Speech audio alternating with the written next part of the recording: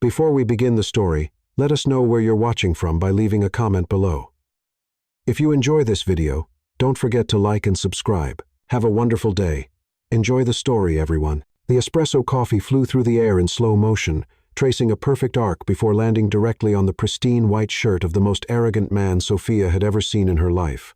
"You have got to be kidding me," she yelled, her hands still trembling with adrenaline after almost being run over by that idiot at the Fifth Avenue intersection. The guy had come out of nowhere with his black Porsche, braking just inches away from her, and still had the audacity to honk as if she were the one at fault.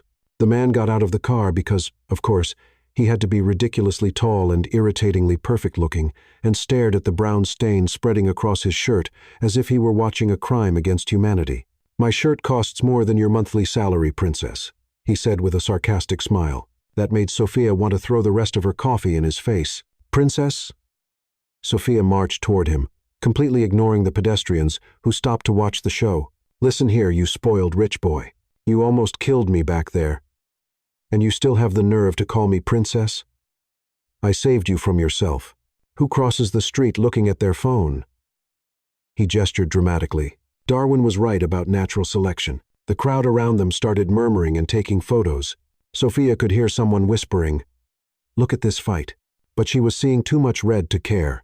"You were the one driving like a maniac. I bet Daddy bought you that little car to compensate for other deficiencies." She shot back, crossing her arms. The man laughed as if she had told the funniest joke in the world. "Wow, how original. Let me guess. You're one of those angry feminists who blames men for all the world's problems." "I am an angry feminist." "Yes, and you're exactly the type of privileged cretin who proves me right." Sophia felt her face heat up. "I bet you've never worked a day in your life. And you look like the type of girl who works at an organic cafe and writes poetry about your feelings," he replied, cleaning his shirt with a handkerchief that probably cost more than her rent. "At least I work. And for your information, I'm an advertiser at Morgan & Associates." "How impressive," he said with the most venomous sarcasm Sophia had ever heard. "Let me guess. You make shampoo ads and think you're the next Peggy Olson." That was the last straw. Sophia stepped forward, her index finger pointing at his chest. "You know what? People like you are everything wrong with this country.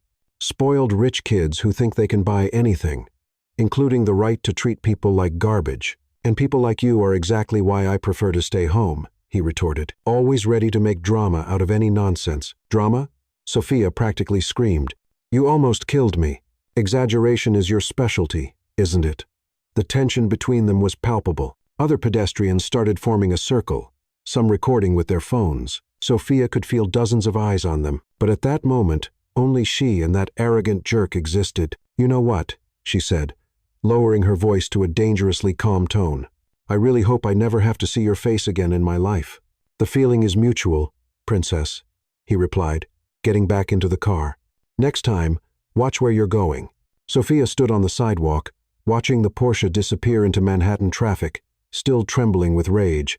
The people around started dispersing, murmuring among themselves about the show they had just witnessed. "Jerk," she muttered, grabbing her phone to check if it hadn't broken in the confusion. That's when she saw it. 7 missed calls from her mother. "Oh my goodness," she sighed, dialing back. "Sophia, finally!" Linda Carter's shrill voice exploded through the phone. "Where were you?" "I have incredible news." "Mom, doesn't matter. Sit down because I have something to tell you that will completely change your life." Sophia closed her eyes, sensing that the day was about to get even worse. "What now, Mom?" "Well, you know how Elizabeth Harrington and I have been friends since college, right? And how she always said you'd be perfect for her son." Sophia's stomach dropped. "Mom, please tell me you didn't. I arranged your marriage." Linda screamed so loud that Sophia had to move the phone away from her ear. "With Elizabeth's son, Ethan. You're going to meet him at dinner on Friday at their house." Sophia was silent for a moment, processing the bomb that had just exploded in her life. "You did what? An arranged marriage? Like in old movies? How romantic." "Mom," Sophia yelled, making some pedestrians turn to look. "Have you completely lost your mind?" Sophia Rose Carter, "You're 28 years old and still haven't brought home any decent man. I was getting desperate. I don't need a man.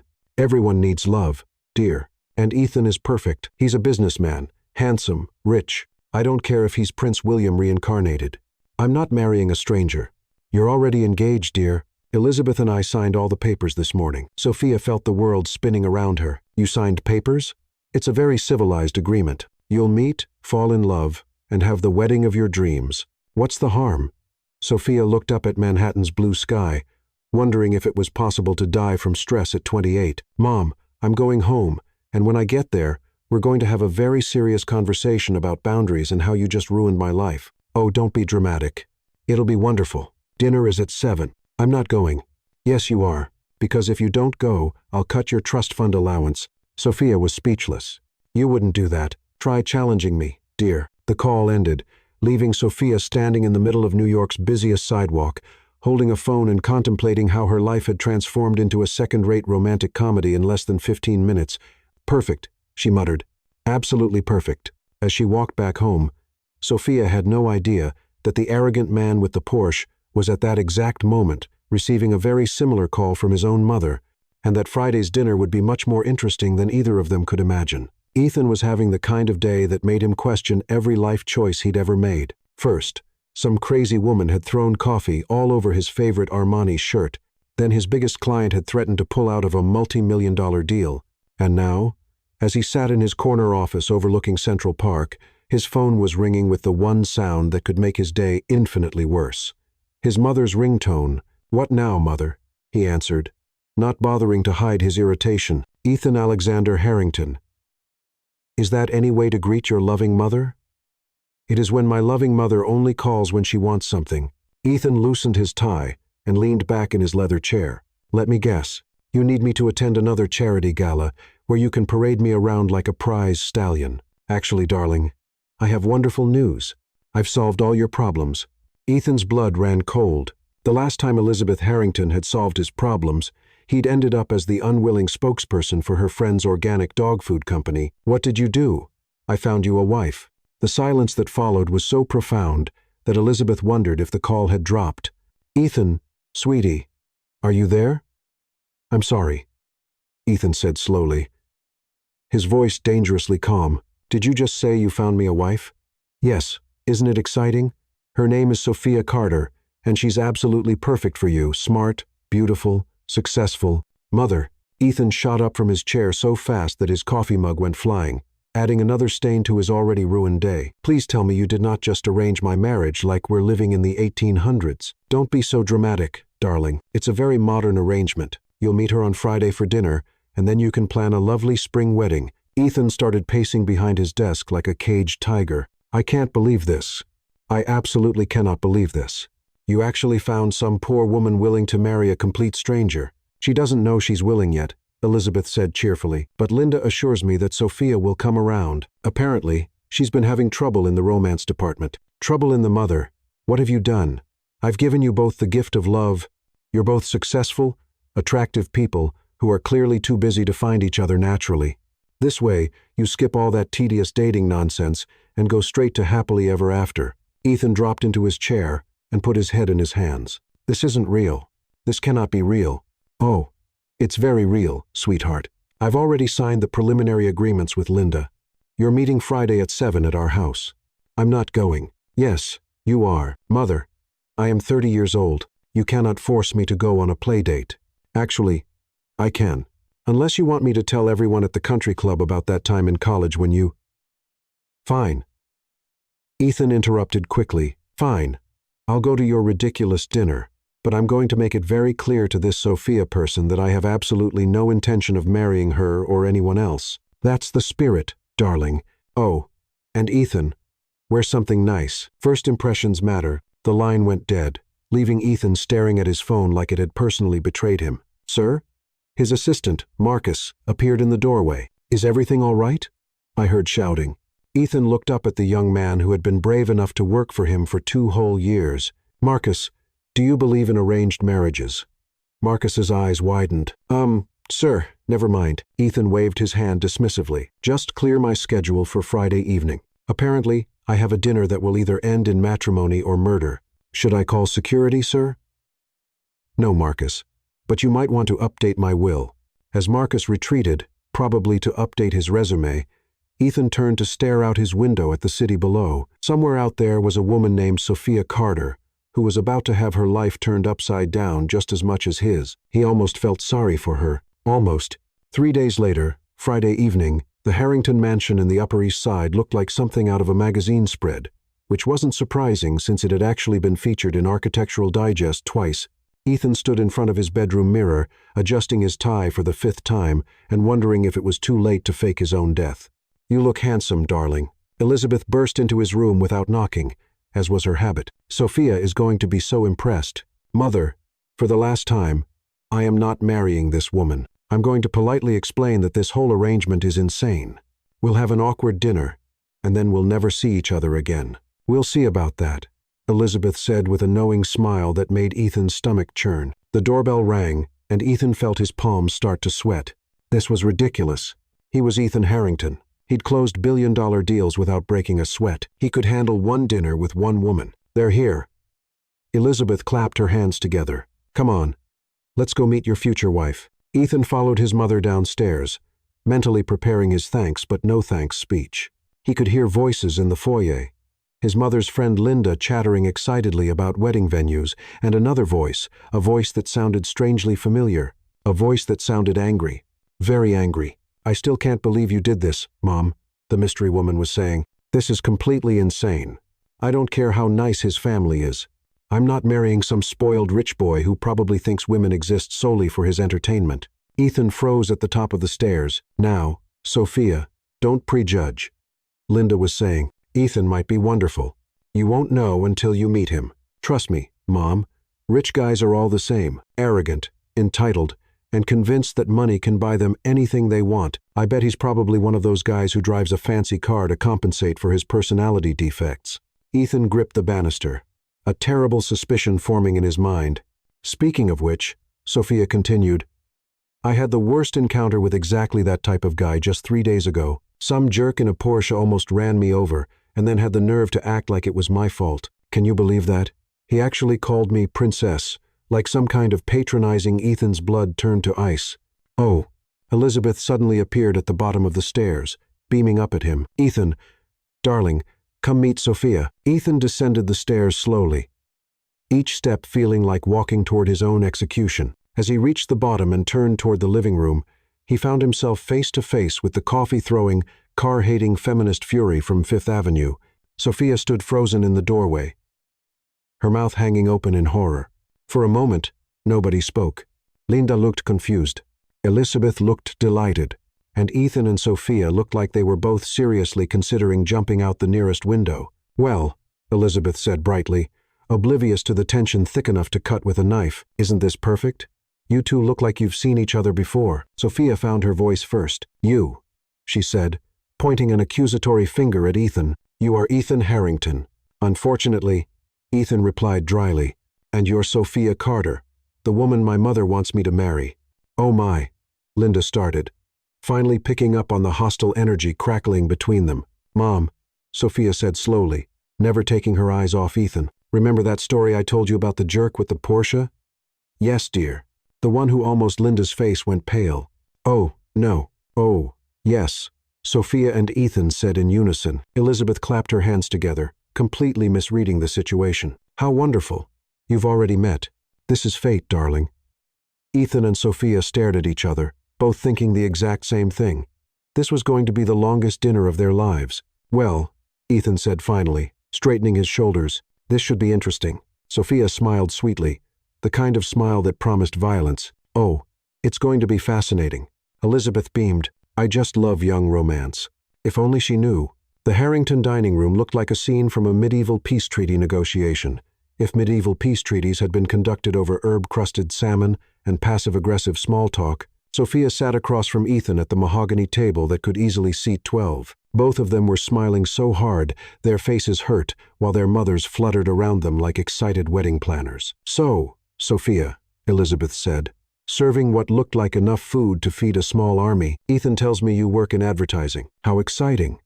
"It is," Sophia replied sweetly, cutting her salmon with perhaps more force than necessary. "I love creating campaigns that challenge people's preconceptions. You know, showing them that first impressions can be completely wrong." Ethan nearly choked on his wine. "How fascinating. I imagine you meet a lot of interesting characters in your line of work." Oh, absolutely. Just last week, I had to deal with this incredibly difficult client who thought money could buy him anything. He was so used to getting his way that he couldn't handle being told no. Sophia's smile could have powered a small city. Some people are just so entitled, don't you think? I completely agree, Ethan said, matching her saccharine tone. Though I find that sometimes people who complain the loudest about entitlement are the ones who expect the world to bend over backward for them. Linda, who had been following the conversation like a tennis match, jumped in nervously. Sophia, dear, why don't you tell Ethan about your yoga classes? You're so dedicated to your health. I practice hot yoga, Sophia said, her eyes never leaving Ethan's face. It's all about maintaining control in impossibly difficult situations. The key is learning to breathe through the most unbearable circumstances. How admirable, Ethan replied. I prefer boxing myself. There's something very satisfying about hitting things when you're frustrated. Elizabeth, completely oblivious to the undercurrent of hostility, clapped her hands together. Oh, you two have so much in common: athletic, successful, passionate about your interests. Sophia took a large gulp of wine. Passionate is certainly one word for it. Speaking of passion, Linda said, pulling out her phone, I've been looking at wedding venues. The plaza has an opening in June. In June? Sophia and Ethan said simultaneously. Too soon? Elizabeth asked, genuinely confused. I suppose we could push it to July, but summer weddings are so lovely. Sophia felt her eyes starting to twitch. Mom, don't you think we should get to know each other first? I mean, we literally just met. Nonsense, darling. Your father and I knew we were meant to be together within 5 minutes of meeting. Sometimes love is just instant. Ethan coughed delicately. Well, something was certainly instant. Sophia shot him a look that could have melted steel. Yes, some feelings are just immediate. The important thing, Elizabeth continued, completely missing the subtext, is that you're both here, you're both single, and you're both ready to start the next chapter of your lives. Actually, Sophia said carefully, I'm not really looking to start any new chapters right now. I'm very happy with my current book. But darling, Linda protested, you can't stay single forever. What about children? What about growing old together? What about letting people make their own choices? Sophia interrupted, her composure finally cracking slightly. Ethan leaned forward. I have to agree with Sophia on this one. Marriage is a pretty big decision to make for other people. For a moment, Sophia looked genuinely surprised that he was taking her side. Oh, pish-posh. Elizabeth waved her hand dismissively. You young people overthink everything. In my day, parents knew what was best for their children. In your day, Ethan said dryly, people also thought smoking was healthy, and that women shouldn't vote. Sophia blinked. Had the arrogant jerk from the Porsche just made a feminist point? Well, Linda said, her voice getting slightly shrill, I just think it's wonderful that you two are getting along so well. Look how you're already finishing each other's sentences. Sophia and Ethan looked at each other, both realizing they had been unconsciously united against their mothers. We're not. Sophia started. This isn't, Ethan began. See. Elizabeth beamed. Perfect synchronization.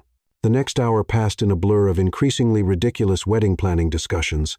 The mothers debated everything from flower arrangements to honeymoon destinations, while Sophia and Ethan sat in stunned silence, occasionally exchanging looks of mutual horror.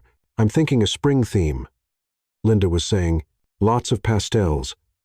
Maybe some baby's breath. Oh, but a winter wedding would be so elegant, Elizabeth countered. All whites and silvers. Very sophisticated. What about a destination wedding? Linda suggested. Somewhere romantic, like Paris or Italy. Sophia watched this tennis match of wedding planning with growing panic. Mom, seriously, we need to slow down. Or we could do something traditional right here in the city, Elizabeth interrupted. St. Patrick's Cathedral is gorgeous. I'm not Catholic, Sophia said quickly. Neither am I, Ethan added. Details. Elizabeth waved her hand. We'll figure it out. As the conversation spiraled further into wedding madness, Sophia found herself studying Ethan's face. When he wasn't being an arrogant jerk, he was actually, well, he was still annoyingly handsome. But there was something else. The way he defended her right to choose. The way he looked just as trapped as she felt. Maybe he wasn't completely terrible, just mostly terrible. So, Linda said suddenly, have you two thought about how many children you want? Sophia choked on her wine. Ethan went completely pale. Children? Sophia squeaked. Well, of course, the whole point of marriage is to create a family. I'm thinking 3 or 4 would be perfect. Ethan, You come from a big family, don't you? I'm an only child, Ethan said faintly. Perfect. Then you'll want to make sure Sophia has lots of babies to make up for it. Sophia stood up so abruptly, her chair nearly tipped over. I need some air. She practically ran to the terrace, leaving Ethan alone with both mothers, who were now discussing baby names. A few minutes later, Ethan appeared beside her on the terrace, looking like he'd just survived a natural disaster. They're debating whether our firstborn should be named after your grandfather or mine, he said, leaning against the railing. Sophia laughed, but it came out slightly hysterical. This is insane. This is completely, utterly insane. Completely, Ethan agreed. Though I have to say, your mother's idea about the honeymoon in Tuscany wasn't terrible. Sophia looked at him sharply. Don't even joke about that. I'm not joking. I'm just saying if we're going to be stuck in this nightmare, at least the destinations they're picking are nice. We're not stuck in anything, Sophia said firmly. We're going to go back in there. Politely but firmly explain that this arrangement isn't going to work, and then we're going to leave. Ethan nodded. Agreed. We'll present a united front. Exactly. We'll be mature, rational adults who can handle this situation with dignity. Absolutely. They stood in comfortable silence for a moment, both gathering their courage. Sophia, Ethan said, for what it's worth, I'm sorry about the whole Portia thing. I was having a bad day, but that's no excuse for being a jerk. Sophia looked at him, surprised by the sincerity in his voice. And I'm sorry for throwing coffee on you. That was an overreaction. We're even then. We're even. Ethan extended his hand. Partners in crime? Sophia shook it. Partners in crime. They walked back into the dining room together, both determined to end this madness once and for all. What they found was their mothers holding up fabric samples and debating the merits of ivory versus champagne wedding dresses. Oh, good. You're back, Elizabeth exclaimed. We've narrowed it down to 3 possible wedding themes. Sophia and Ethan looked at each other, their brief moment of unity solidifying into something stronger. Actually, Sophia said, Ethan and I have something to tell you. We've been talking, Ethan added, and we've decided that we need more time. Sophia finished, surprising even herself. Ethan stared at her. We do? Yes, Sophia said, her mind racing. We need time to get to know each other properly before we make any big decisions. How much time? Linda asked suspiciously. Sophia looked at Ethan, hoping he would understand what she was trying to do. A month. A month? Ethan agreed, slowly. To see if we're compatible. Elizabeth clapped her hands together. Oh, how romantic. A proper courtship. But no wedding planning until the month is up. Sophia said firmly. We need to focus on getting to know each other. And if after a month we decide we're not right for each other, Ethan added, everyone agrees to drop this whole arrangement. The mothers looked at each other, clearly not thrilled with this development. Fine, Linda said finally. 1 month. But you have to really try. We'll try, Sophia promised. As they said their goodbyes and prepared to leave, Ethan caught Sophia's arm gently. That was brilliant, he said quietly. But you do realize what you just signed us up for, right? Sophia nodded. A month of fake dating to buy us time to figure out how to get out of this mess. Can you handle spending a month with me? Sophia looked at him, really looked at him, and realized that maybe, just maybe, he wasn't the complete disaster she'd thought he was. I think I can manage, she said. Can you handle spending a month with an angry feminist? Ethan grinned.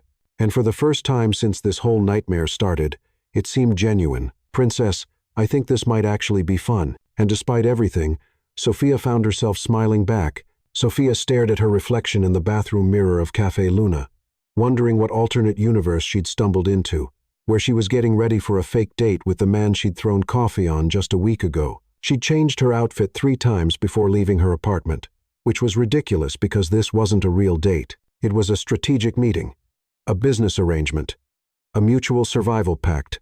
So why had she spent 20 minutes perfecting her eyeliner? Get it together, Sophia, she muttered to herself. Applying 1 more coat of lip gloss. It's just Ethan, arrogant, entitled, surprisingly, not completely horrible Ethan. Her phone buzzed with a text. Ethan, running 5 minutes late. Client emergency. Sorry, Sophia, no problem. I'll be the one plotting world domination at the corner table. Ethan, should I be concerned? Sophia, only if you're part of the patriarchy. Ethan, I'll bring armor. Despite herself, Sophia smiled. When had Ethan developed a sense of humor? She tucked her phone away and headed back to their table, where she'd strategically positioned herself with a clear view of the entrance. The cafe was one of those trendy spots in Soho that served coffee in mason jars and had more succulence than a desert. But it was neutral territory, public enough that their mothers couldn't ambush them, casual enough that it didn't feel like a real date. Sophia pulled out her tablet and opened the document she'd created the night before. Project: Escape the Arranged Marriage. Phase 1. She'd color-coded everything because organization was her coping mechanism. Week 1. Establish ground rules and public presence. Week 2. Create believable couple interactions. Week 3. Document incompatibility. Week 4. Mutual breakup announcement. It was foolproof, logical, completely rational. Planning my demise? Sophia looked up to find Ethan sliding into the seat across from her, looking infuriatingly good in a navy sweater that probably cost more than her monthly salary. His hair was slightly messed up, like he'd been running his hands through it, and there was a coffee stain on his sleeve that made him seem almost human. Actually, yes, Sophia said, turning her tablet so he could see the screen. Welcome to Operation Fake Romance. Ethan's eyebrows shot up as he read her meticulously organized plan. You made a spreadsheet for our fake relationship. Color-coded, Sophia said proudly. Green for activities that make us look compatible, yellow for neutral interactions, and red for documented deal-breakers. You terrify me, Ethan said, but he was smiling, and I mean that in the most admiring way possible. Good. Fear breeds respect. Sophia pulled out a second tablet. I also made you a copy with editing privileges. Ethan stared at the device like she'd just handed him a live grenade. You made me a shared document for our fake relationship, complete with a communication protocol, emergency contact procedures, and a social media strategy. Social media strategy? Sophia pulled up Instagram on her phone. My mother follows me on everything. If we're going to sell this, we need photographic evidence. Nothing too intimate, just enough to suggest we're spending time together. Ethan leaned back in his chair, studying her with an expression she couldn't quite read. Has anyone ever told you that you're completely insane? Frequently. Has anyone ever told you that you're surprisingly tolerable when you're not trying to run people over? Just you, actually. Ethan signaled the waitress for coffee. So, what's our story? How did we fall for each other after our charming meet-cute involving assault with a caffeinated beverage? Sophia had been dreading this question. I was thinking we could say that our initial conflict was just a passionate disagreement, that we realized we're both strong-willed people who respect that quality in others. So, we're going with the enemies to lovers trope. It's a classic for a reason. Sophia opened her notes app. The key is to make it believable. We need shared interests, compatible values, and enough chemistry to convince two women who've been planning our wedding since we were in diapers. Chemistry, Ethan repeated slowly. That could be a problem. Why? We clearly have antagonistic chemistry. We just need to redirect it. Antagonistic chemistry, Ethan mused. Is that what we're calling it? Something in his tone made Sophia look up sharply. But before she could analyze his expression, the waitress appeared with Ethan's coffee and a plate of pastries that neither of them had ordered. On the house, the young woman said with a bright smile directed entirely at Ethan. For the beautiful couple. Sophia blinked. We're not, thank you, Ethan said smoothly, his hand suddenly covering Sophia's on the table. That's very sweet. The waitress practically glowed under his attention before bouncing away. Sophia stared down at Ethan's hand covering hers, acutely aware of how warm his skin was and how her heart rate had just spiked for absolutely no logical reason. Rule number 1, Ethan said quietly, not moving his hand. When someone assumes we're a couple, we don't correct them. It's good practice.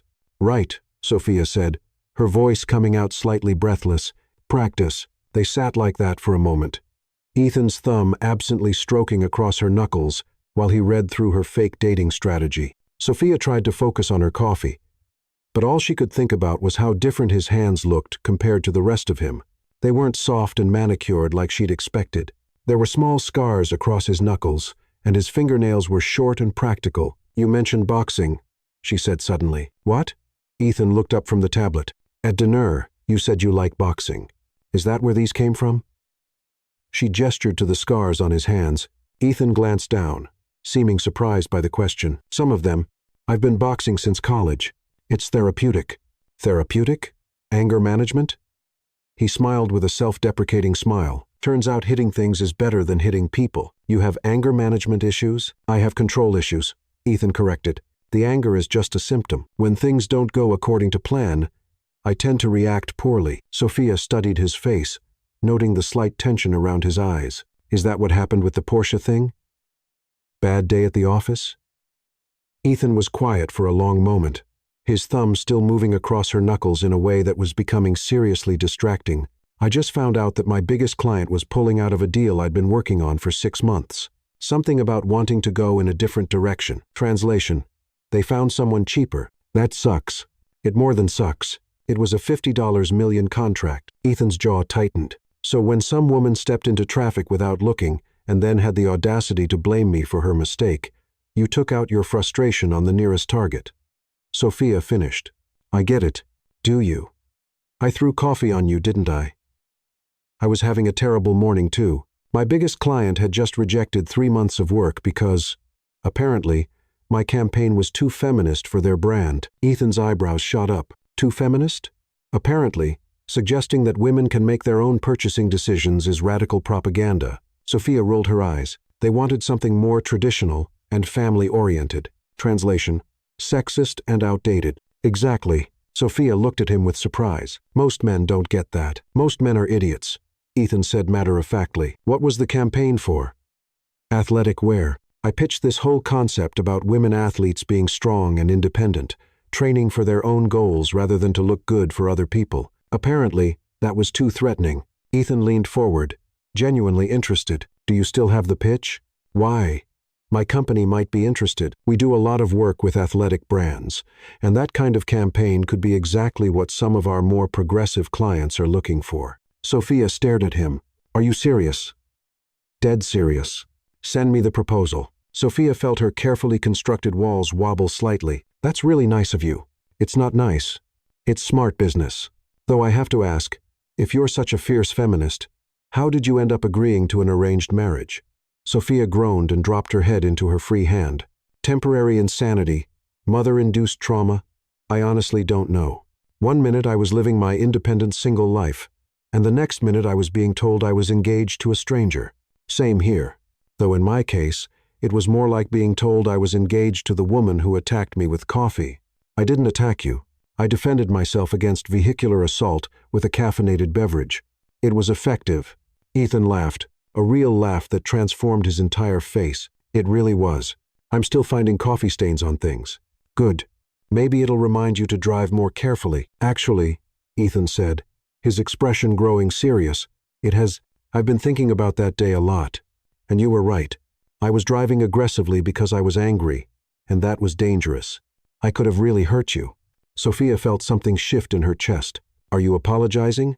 I'm not very good at it. You're doing fine.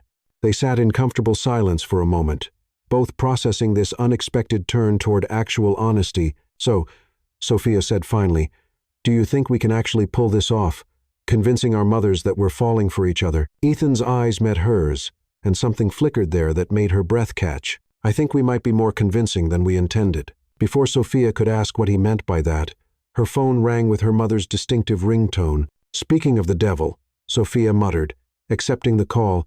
Hi, Mom. Sophia. Darling. How's your date going? Sophia looked at Ethan, who was clearly listening to every word. It's going well. Oh, I'm so excited. What are you doing? Where did he take you? Is he being romantic?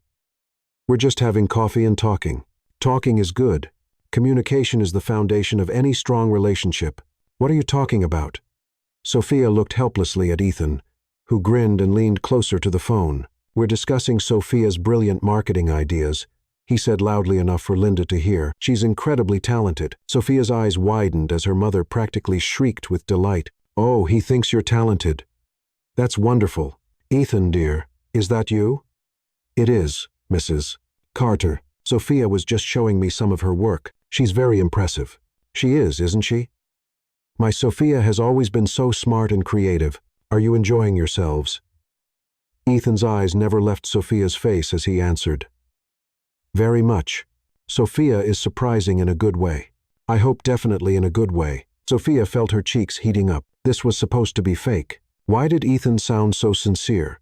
Well, I don't want to interrupt your lovely date, Linda continued, but I wanted to let you know that Elizabeth and I are planning a little get-together for next weekend. Just a casual barbecue so you two can spend time together in a relaxed setting. Sophia and Ethan looked at each other in panic. Mom, that's really not necessary.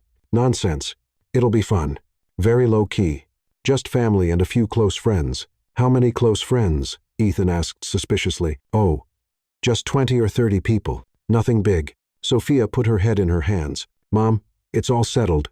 Saturday at 2. Don't worry about bringing anything except yourselves and your love for each other. The line went dead, leaving Sophia and Ethan staring at each other in horror. 30 people, Sophia said faintly. A barbecue, Ethan added, with family and friends? They sat in stunned silence for a moment. We're going to have to hold hands, Sophia said finally. Probably more than that, Ethan agreed. Public displays of affection will definitely be expected. I don't do public displays of affection. Neither do I. This is a disaster. Complete disaster. Another pause. We need to practice, Sophia said suddenly. Practice couple behavior. If we're going to convince 30 people that we're falling in love, we need to look comfortable with each other. Ethan considered this. You want to practice being a couple? It's method acting. We're playing characters who are attracted to each other, right? And we need to be convincing, very convincing. Ethan leaned back in his chair, studying her with that unreadable expression again. Okay, but if we're going to do this, we're going to do it right. No half measures. What do you mean? Ethan stood up and held out his hand. Come on. If we're going to practice being a couple, we might as well start now. Sophia looked at his outstretched hand. Where are we going? On a real fake date. The kind of date that two people who are falling for each other would actually go on. But we already had coffee. Coffee was a business meeting. This, Ethan wiggled his fingers, is a date. Sophia hesitated for only a moment before taking his hand and letting him pull her to her feet. His fingers laced through hers with surprising naturalness, and she tried to ignore the way her pulse jumped at the contact. Where are we going? She asked as he led her toward the door. It's a surprise. I don't like surprises. I know, Ethan said, holding the door open for her. But the Sophia I'm falling for is learning to be more spontaneous, and the Ethan I'm falling for is learning to be less controlling. Exactly. As they walked down the busy Soho street hand in hand, Sophia caught their reflection in a shop window. They looked good together, natural, like a real couple who genuinely enjoyed each other's company, which was ridiculous because this was all fake, completely fake, even if Ethan's hand in hers felt perfectly real. Sophia, yeah? For what it's worth, I think this might actually work. Sophia looked up at him, noting the way the afternoon sun caught the gold flecks in his brown eyes. The fake dating thing? Among other things, Ethan said softly. And something in his voice made Sophia's heart skip a beat. She was in so much trouble. Sophia stood in front of her walk-in closet at 7 a.m. On Saturday morning, surrounded by what looked like the aftermath of a fashion tornado. She tried on 14 different outfits, rejected them all, and was now seriously considering showing up to the barbecue in her pajamas just to spite her mother. Her phone buzzed with another text from Ethan. Ethan. Emergency strategy session at 10. I've been awake since 5 thinking about this barbecue. Sophia. Only since 5? Amateur. I haven't slept. Come over. I need a male perspective on my outfit crisis. Ethan. Did you just invite me to help you pick out clothes? Sophia. Don't make it weird. It's intel gathering. I need to know what outfit says. I'm falling for your son, but I'm still an independent woman. Ethan. That's surprisingly specific. What's your address? 30 minutes later, Sophia opened her apartment door to find Ethan standing in her hallway holding 2 large coffee cups and a bag from her favorite bakery. Peace offering, he said, handing her a cup. I figured if we're going to survive today, we need all the caffeine we can get. You remembered my coffee order, Sophia said, surprised by the gesture. Oat milk latte with an extra shot and a dash of cinnamon. I pay attention. Ethan stepped into her apartment and stopped short. Wow, this place is a disaster. I was going to say completely different from what I expected.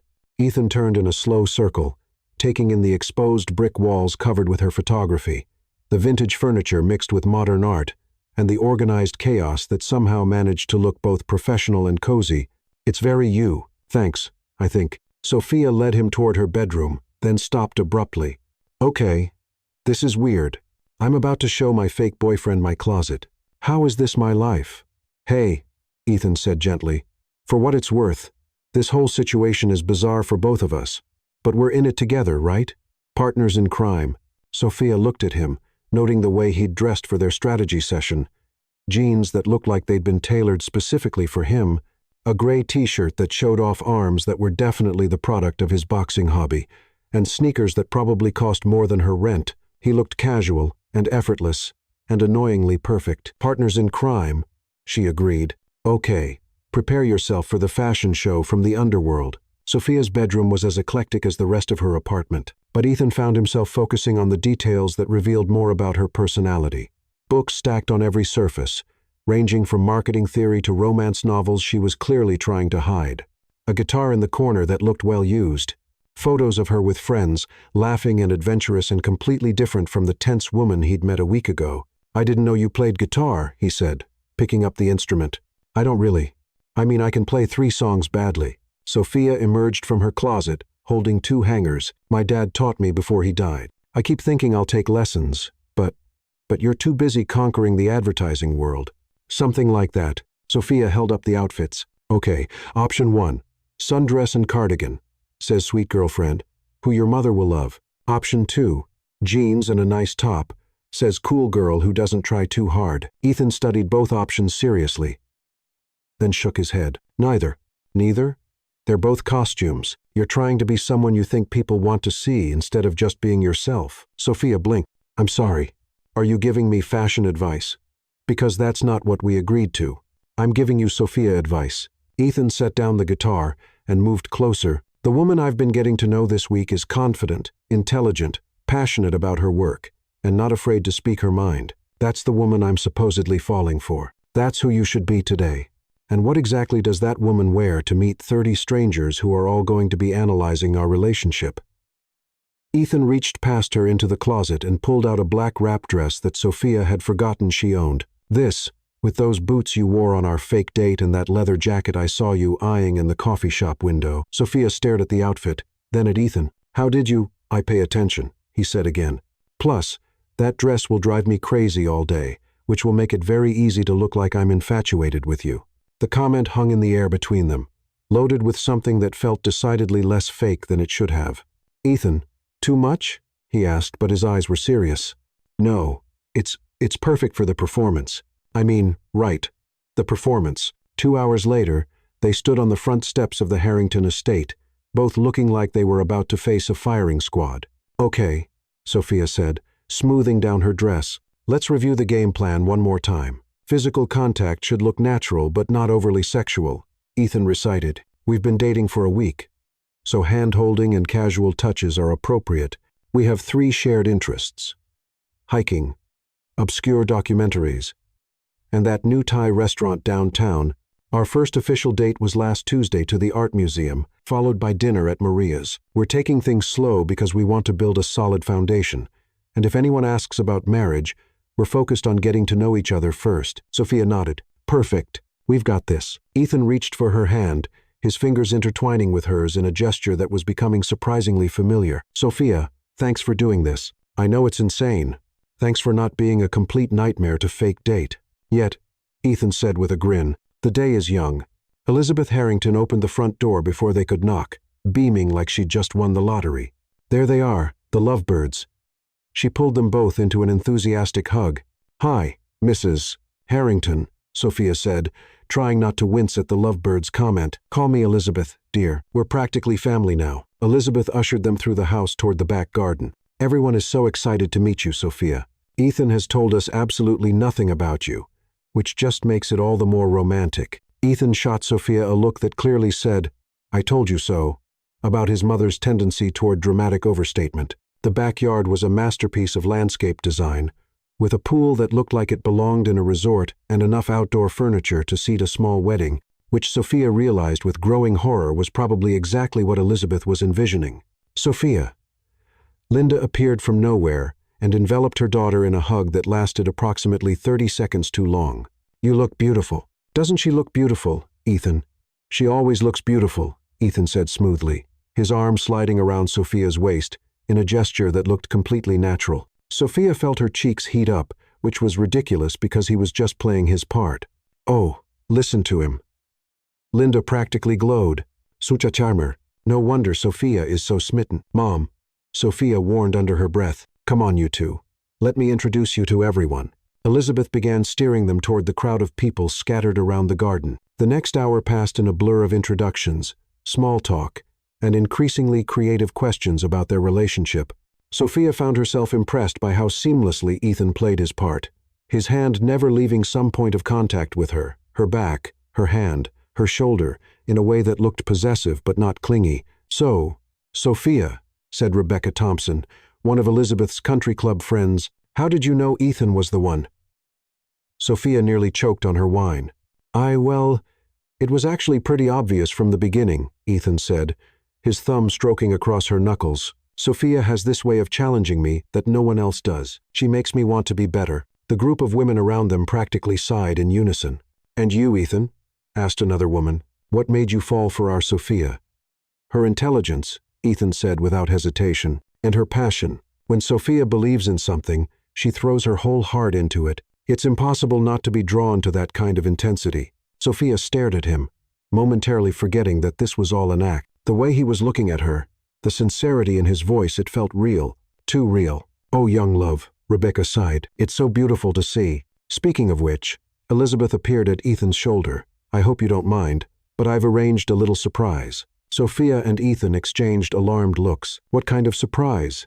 Ethan asked cautiously. Well, since you two seem so perfect together, I thought it would be fun to play a little game. You know, test how well you really know each other. Sophia felt the blood drain from her face. A game?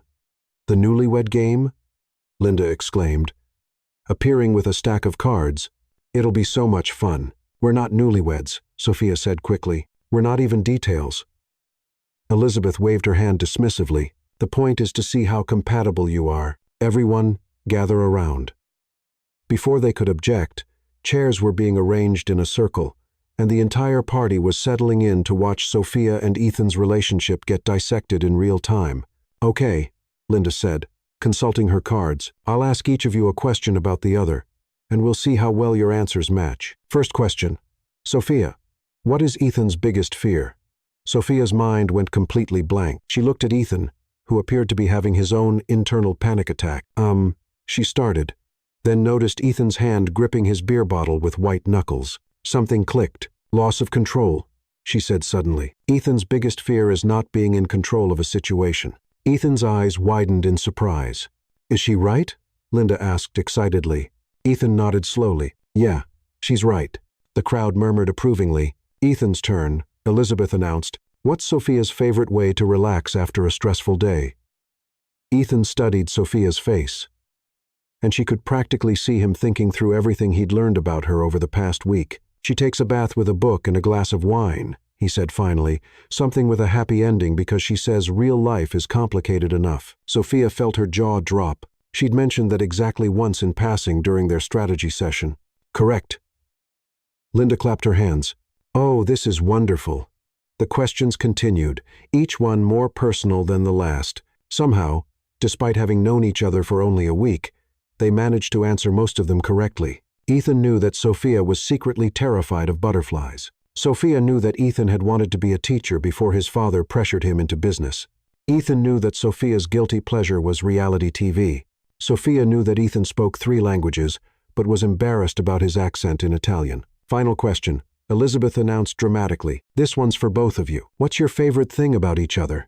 Sophia and Ethan looked at each other across the circle, both of them silent for a long moment. I'll go first, Ethan said quietly, his eyes never leaving Sophia's face. My favorite thing about Sophia is that she's fearless. She stands up for what she believes in, even when it's difficult, even when it means confronting someone bigger and stronger than her in the middle of Fifth Avenue. The group laughed, but Sophia barely heard them. She was too focused on the way Ethan was looking at her, like she was something precious. Sophia. Linda prompted. My favorite thing about Ethan, Sophia said slowly, is that he actually listens, really listens, not just to respond, but to understand, and he remembers everything, even the little things that most people would forget. The silence that followed was broken by Rebecca's emotional sigh. Oh my goodness, she said, you two are perfect for each other. The crowd erupted in agreement, but Sophia was barely aware of the noise around them. She was too caught up in the realization that everything she just said was true. When had that happened? All right, everyone, Elizabeth called out, "Time for dessert." I had the chef prepare something special. As the crowd dispersed toward the dessert table, Sophia and Ethan found themselves alone for the first time all day. "We survived," Ethan said, but his voice sounded strange. "Yeah," Sophia agreed. "We were pretty convincing, very convincing."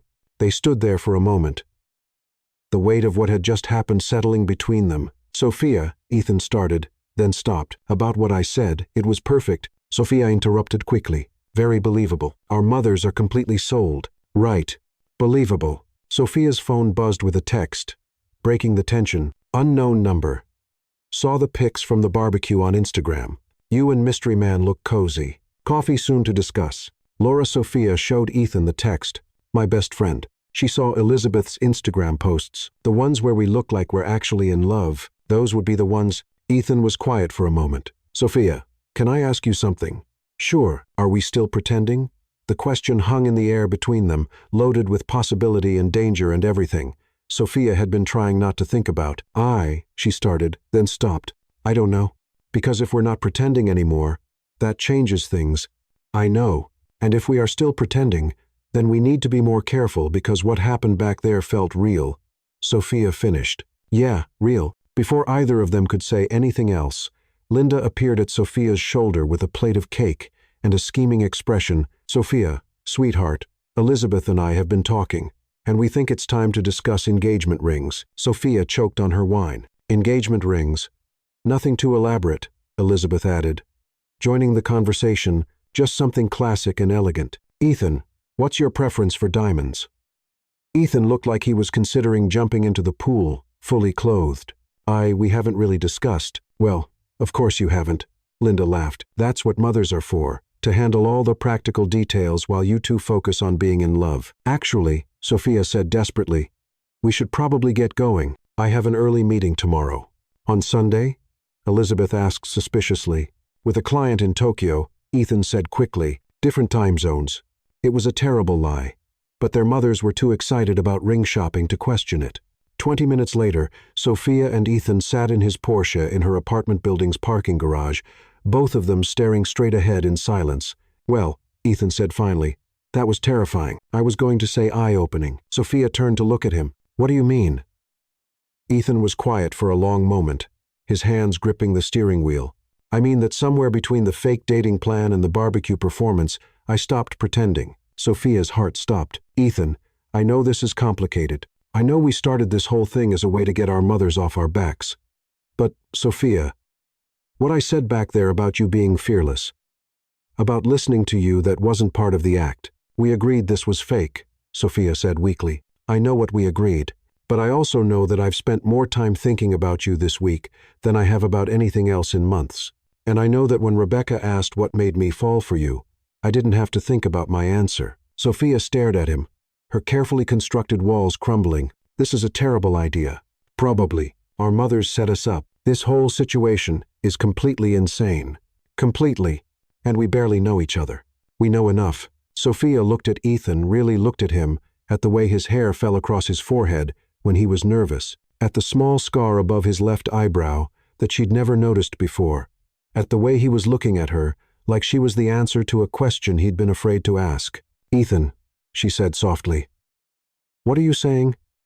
"I'm saying that maybe we should stop pretending and see what happens when we don't have an escape plan. And if it doesn't work out, then at least we'll know we tried." Sophia felt something shift in her chest, like a lock clicking open. "This is crazy." The best things usually are. Before she could change her mind, Sophia leaned across the center console and kissed him. It was supposed to be a quick kiss, a test to see if the chemistry they'd been pretending to have was real, but the moment their lips met, Sophia knew they were in trouble. Ethan's hand came up to cup her face, his thumb stroking across her cheek, and suddenly she couldn't remember why she'd thought this was a bad idea. When they finally broke apart, both of them were breathing hard. "So," Ethan said, his forehead resting against hers, "are we still fake dating?"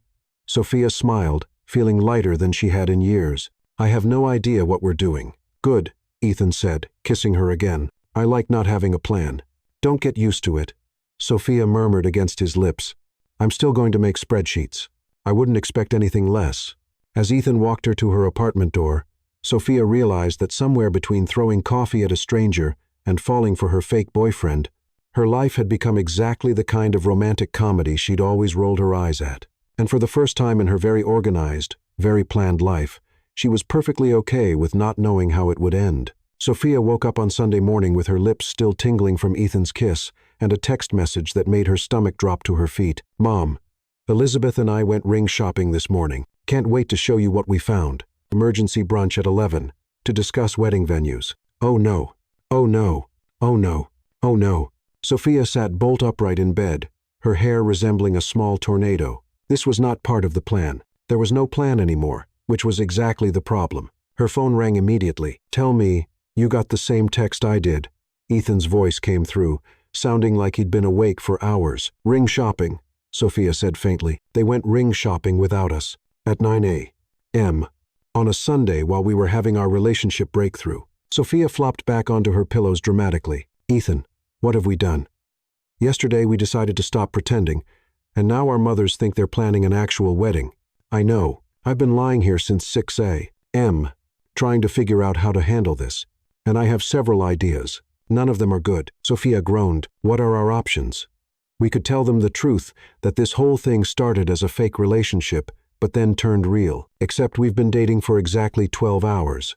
So maybe it's too early to be discussing marriage." "Option 2, Ethan continued. "We could run away to a non-extradition country and start new lives as llama farmers. I like llamas." "Option 3, we could just roll with it and see what happens." "Roll with it, Ethan. They bought rings, plural. They're probably planning our children's names right now. Would that be so terrible?" The question hung in the air, and Sophia felt her heart do something acrobatic in her chest. "Ethan, I'm not saying we should get married tomorrow," he said quickly. "I'm just saying that maybe this whole crazy situation has been pushing us towards something we wouldn't have found on our own." Sophia stared at her ceiling, where she'd stuck glow-in-the-dark stars during a particularly whimsical moment 3 years ago. "You want to go to the brunch? I want to see what happens if we stop trying to control everything. That's very un-Ethan of you. You're a bad influence." Despite everything, Sophia smiled. "Fine, but I'm wearing armor. I'll pick you up at 10:30. "And Sophia?" "Yeah? Whatever happens today, we're in this together. No more fake anything. No more fake anything."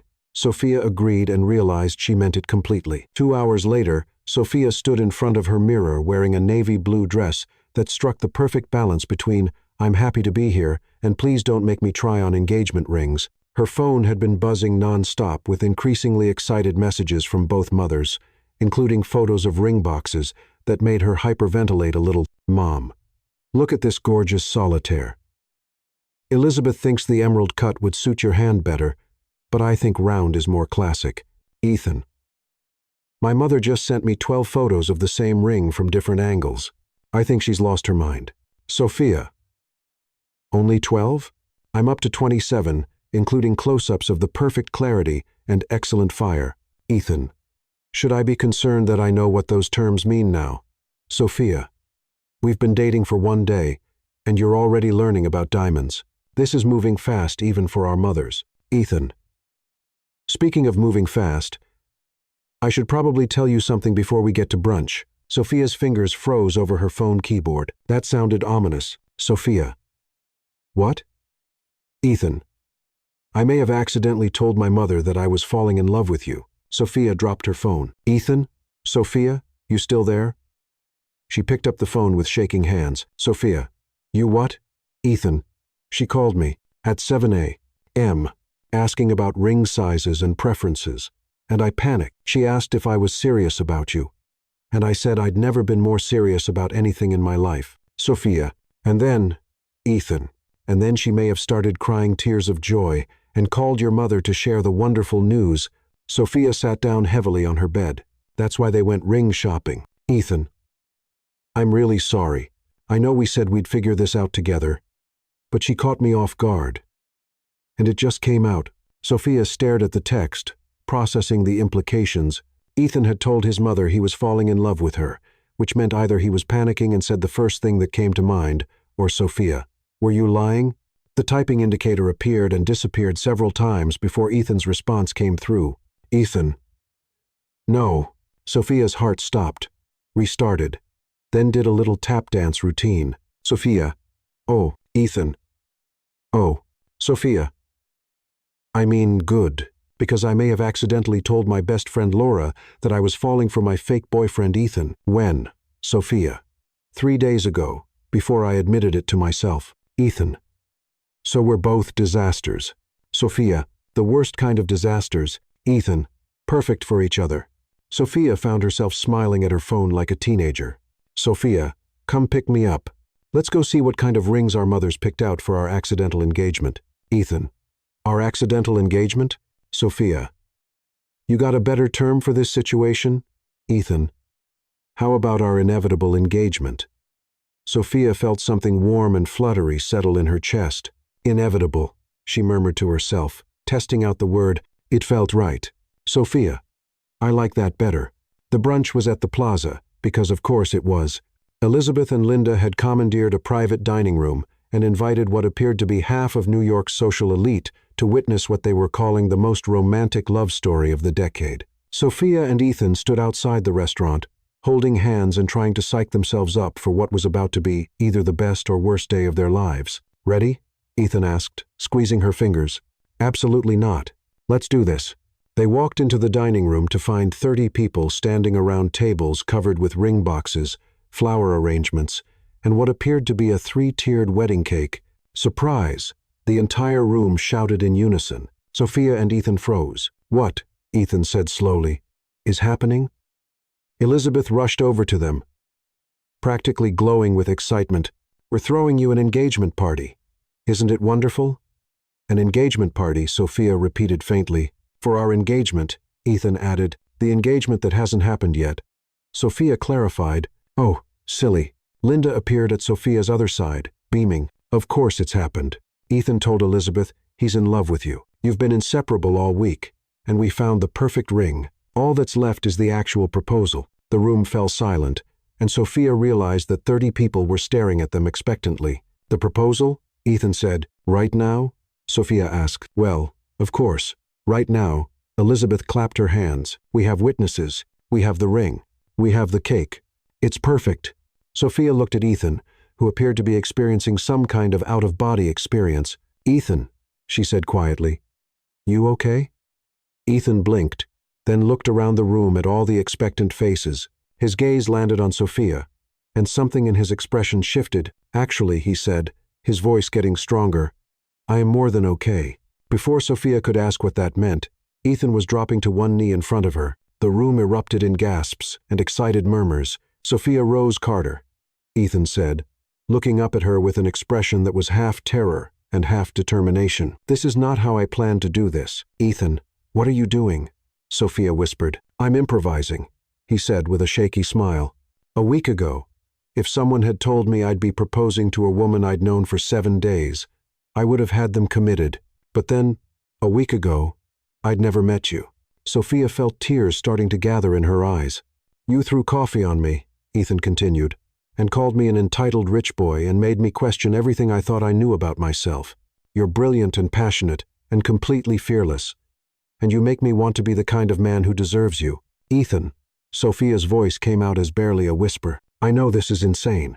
I know we're supposed to take things slow and get to know each other properly, but, Sophia, I already know everything I need to know. I know that you organize your spice rack alphabetically and that you cry during commercials about rescue dogs. I know that you sing in the shower and that you have 17 different coffee mugs. But you always use the same one. I know that you're afraid of butterflies, but you'll stand up to anyone who tries to intimidate you. The room was completely silent now, everyone hanging on Ethan's every word. Most importantly, Ethan said, reaching into his jacket pocket, I know that I don't want to spend another day without you in my life. So, Sophia Carter, will you marry me? He held up a ring box, revealing a stunning solitaire diamond that caught the light and threw rainbows across the room. Sophia stared at the ring, then at Ethan's face, then at the room full of people waiting for her answer. This was crazy. This was the most insane thing that had ever happened to her. They'd known each other for a week. They'd started fake dating 3 days ago. They'd had their first real kiss less than 24 hours ago. And yet, yes, she heard herself say. Ethan's face lit up like sunrise. Yes? Yes, you ridiculous. I'm possible man. Yes, I'll marry you." The room exploded into cheers and applause as Ethan slipped the ring onto Sophia's finger. It fit perfectly, because of course it did. Their mothers had thought of everything. Ethan stood and kissed her, and this time, Sophia didn't care that 30 people were watching. This time she kissed him back like her life depended on it. "I love you," Ethan murmured against her lips. "I love you too," Sophia whispered back and realized she'd never meant anything more in her life. "So," Ethan said, pulling back slightly, "want to get married?" Sophia laughed, a sound of pure joy that made everyone in the room smile. "When?" "How about next month?" "I hear June weddings are nice." "Next month." Sophia looked around at their mothers, who were practically vibrating with excitement. "That's pretty fast." "Too fast?" Sophia considered this. A month ago, she'd been a single woman with no prospects and a mother who despaired of ever having grandchildren. Now she was engaged to a man she'd fallen in love with while fake dating him to get out of an arranged marriage. "You know what?" she said. "I think it's perfect. June it is." "Then, June," Sophia agreed, then started laughing again. "This is insane." "Completely insane," Ethan agreed. "Do you mind?" Sophia looked at her fiancé, and realized that everything she'd thought she wanted had been completely wrong. She thought she wanted control, stability, a carefully planned life. What she actually wanted was standing right in front of her, looking at her like she was the most amazing thing he'd ever seen. "I don't mind at all," she said. The rest of the party passed in a blur of congratulations, champagne toasts, and increasingly detailed wedding planning discussions. Sophia found herself swept along in a current of enthusiasm that was both terrifying and exhilarating. "So," Laura said, appearing at Sophia's elbow with a knowing smirk, "this is the mysterious boyfriend you've been hiding from me, Laura." Sophia hugged her best friend. "When did you get here?" "Your mother called me this morning and told me to get down here immediately because you were getting engaged." I thought she'd finally lost her mind. But Laura gestured to the ring on Sophia's finger. "Apparently not. It's complicated," Sophia said. "Honey, love is always complicated. The question is, are you happy?" Sophia looked across the room to where Ethan was being interrogated by her uncle about his business prospects and his intentions regarding her future. He caught her eye and winked, and her heart did that fluttery thing again. "Yeah," she said, "I'm happy." "Good, because if he hurts you, I have a very specific set of skills and a shovel." Noted.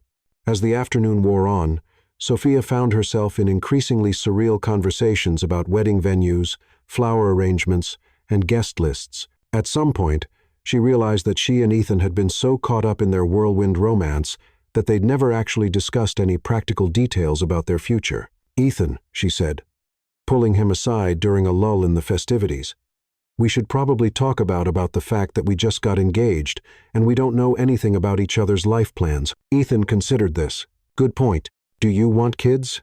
"Yes." "Do you?" "Definitely." "How many?" "2 or 3. "Same." "Where do you want to live?" "The city, but maybe with a weekend place upstate." "You?" "I was thinking the exact same thing." Sophia stared at him. "This is weird, right? How compatible we are." "Maybe," Ethan said, pulling her closer, "or maybe our mothers are just really good at this whole matchmaking thing." "Don't let them hear you say that. They'll take it as validation." "Too late," Linda said, appearing beside them with a glass of champagne and a victorious expression. "I absolutely heard that, and I am absolutely taking it as validation." "Mom, no, don't you mum me, young lady. I matched you with the perfect man, and you're both going to live happily ever after. And I'm going to be the most smug mother of the bride in the history of weddings." Elizabeth appeared on Ethan's other side. "We're already planning the rehearsal dinner.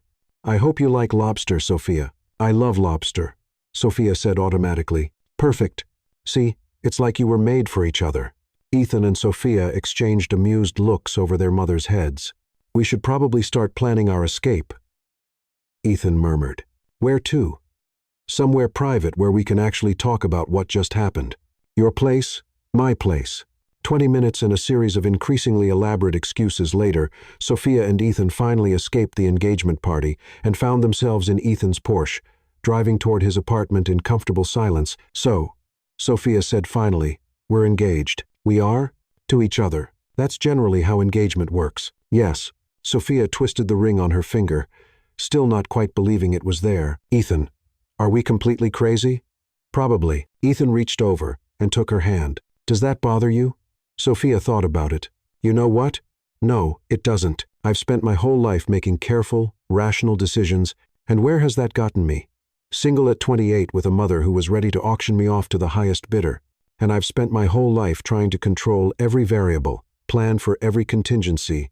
But the best thing that's ever happened to me came from a complete accident. Getting coffee thrown on you? Meeting you. Sophia felt her heart melt a little. That was very smooth. I have my moments. They pulled into the garage of Ethan's building, which was exactly the kind of place Sophia had imagined he'd live. All glass and steel and expensive minimalism. Fair warning, Ethan said as they got into the elevator. My apartment is probably not what you're expecting. Why? You'll see. Ethan's apartment was, in fact, not what Sophia was expecting. Instead of the cold, modern space she'd anticipated, it was warm and lived in, with books everywhere, comfortable furniture, and artwork that looked like it had been chosen for love rather than investment value. This is beautiful, Sophia said, running her fingers along the spines of books on his coffee table. I know it's not very sophisticated, Ethan. Sophia turned to face him. This is perfect. This is you. Is that good or bad? Instead of answering, Sophia kissed him, not the desperate kiss from the night before or the performative kiss from the engagement party, but something softer and deeper and full of promise. Definitely good, she murmured against his lips. They spent the rest of the evening talking, really talking about everything they'd been too caught up in the chaos to discuss. Their childhoods, their dreams, their fears, their completely ridiculous situation. Can I ask you something? Sophia said, curled up against Ethan's side on his impossibly comfortable couch. Anything. When did you know that this was real? Ethan was quiet for a moment, his fingers playing with her hair. The barbecue. When they asked what my favorite thing about you was, and I didn't have to think about the answer, that's when I realized I wasn't acting anymore. For me, it was the coffee shop. Sophia said, when you remembered my order and brought me pastries, nobody had ever paid attention to details like that before. So, we've been lying to ourselves for days, apparently. And to everyone else. Definitely. Ethan tilted her chin up so he could see her face. Sophia, are you sure about this? About us? Because once we get married, our mothers are going to take credit for it for the rest of our lives. Sophia considered this soberly. That's a pretty serious consequence. The most serious. I think I can live with it, she said. Can you? I think I can manage. Good, Sophia said, settling back against his chest. Because I have a feeling this is going to be the adventure of a lifetime. Just promise me one thing, Ethan said. What? No more throwing coffee on people you're fighting with? Sophia laughed. I promise. But only if you promise to never again try to intimidate women with your fancy car. Deal. Deal. 6 weeks later, Sophia stood in front of a full-length mirror in the bridal suite of the Plaza Hotel, wearing a dress that made her look like a princess from a fairy tale she'd never believed in. You look perfect, Laura said, adjusting Sophia's veil. Absolutely perfect. I look terrified. Sophia corrected. That too. But in a good way. Is there a good way to look terrified? When you're about to marry the love of your life, absolutely. Sophia stared at her reflection. In 6 weeks, her entire life had changed. She'd gotten engaged, planned a wedding, moved half her stuff into Ethan's apartment, and somehow managed to fall even more in love with her fiancé. Laura, she said quietly, what if I'm making a huge mistake? Laura turned Sophia to face her, hands on her shoulders. Sophia Rose Carter, you are the smartest, most capable woman I know. You've never made a huge mistake in your life. Why would you start now?